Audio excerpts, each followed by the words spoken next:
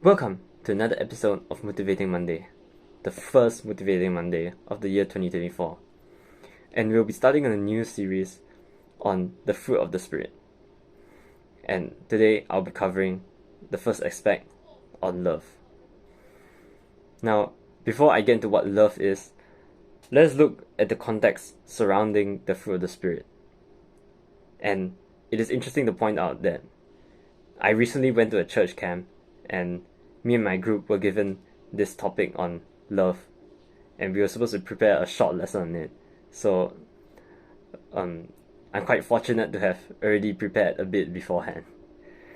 Anyway, so starting in verse 16 of Galatians chapter 5, Paul talks about walking in the Spirit, which is placed in direct contrast with walking in the flesh. Paul then goes on to list the works of the flesh in verses 19 to 21, which contain all kinds of sins, such as idolatry and fornication. This is then followed up by our key verse today, in verses 22 to 23, which reads, "But the fruit of the Spirit is love, joy, peace, long-suffering, kindness, goodness, faithfulness, gentleness, self-control. Against such there is no law." Paul here presents a direct contrast between righteous works and attributes of the in the fruit of the Spirit and the evil works and attributes of the flesh. And it's expected for all Christians to have the fruit of the Spirit, to put away the works of the flesh, as outlined in verse 24, that those who are Christ, or in other words Christians, are to have crucified the flesh, passions, and desires. It is also interesting to point out that it is the fruit of the Spirit, singular, not the fruits of the Spirit, which implies that we should have all of these qualities that are encompassed in the fruit of the Spirit, not just a few that we can select and choose.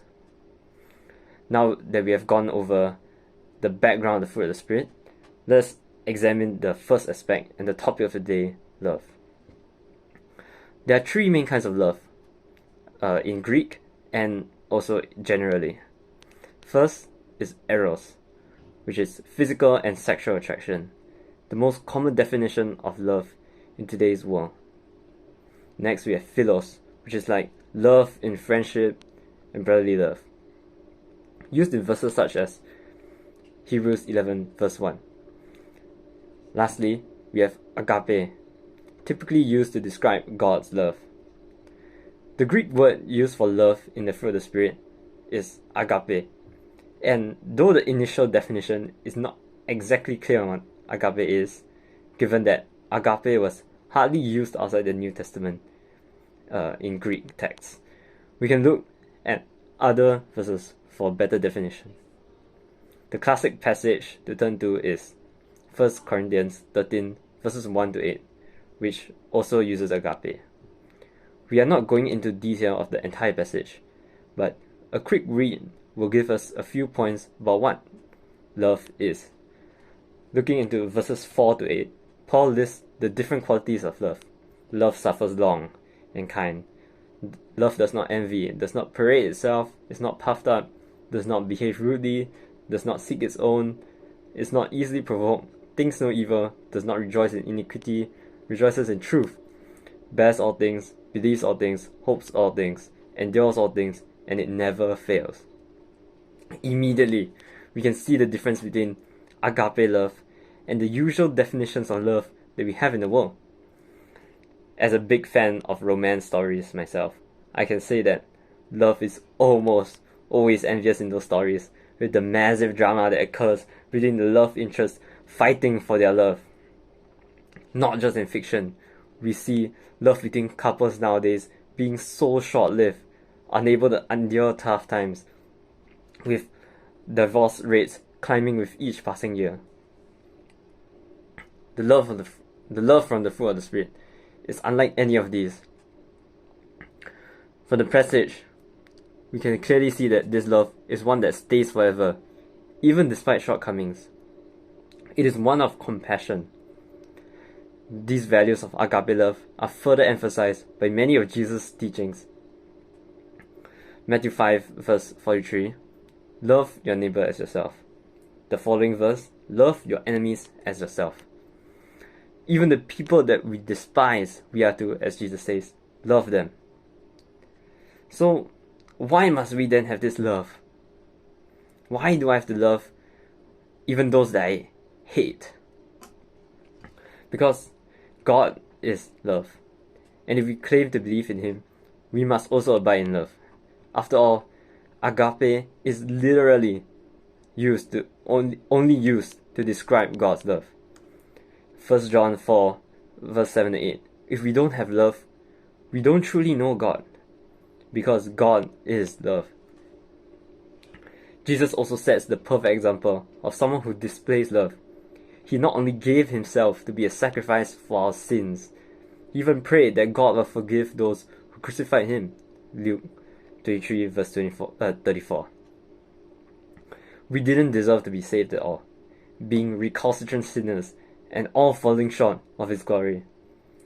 But the love He had was so great that He was able to look past all of this and forgive us to the point of suffering and shame and giving up His life that we might be saved.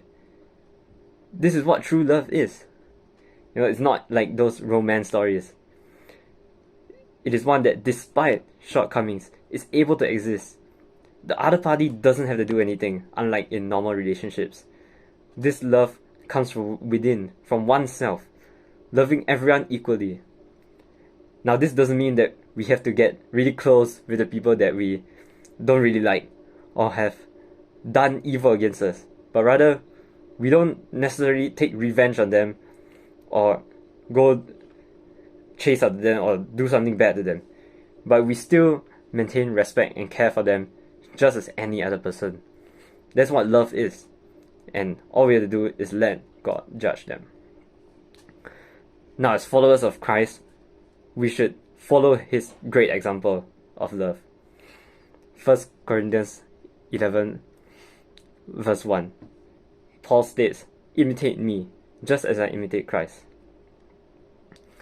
Lastly, going back to 1 Corinthians 13, verses 1 to 8. We should love because without love, our good works and faith, and even faith, are for nothing. Now, what does this mean? It means that we should do good works, spread the word, and display a good Christian example, all in love.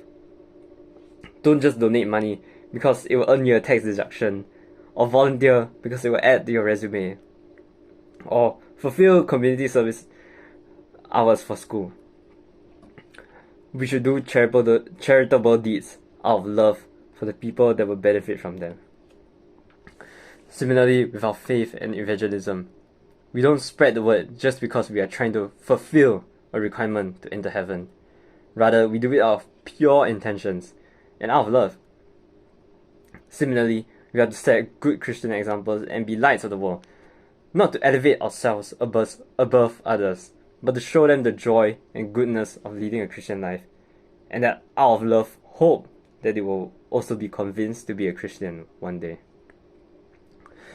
There is a reason why love is listed as the first attribute of the fruit of the Spirit, and that is because it is foundational to our faith. I mean, think about it. Our whole faith is based upon God's mercy and love for us, that He gave up His only Son to die for us sinners. John 3:16. At the end of 1 Corinthians 13, Paul states that we should abide in faith, hope, and love. And out of all of these, love is the greatest. Truly, we must remember to have love. After all, we have received the greatest love that has ever existed, and it's only right for us to share it. That concludes my sharing on love and the first of the attributes of the fruit of the Spirit. Thank you for tuning into this episode of Motivating Monday, and I wish everyone a Happy New Year.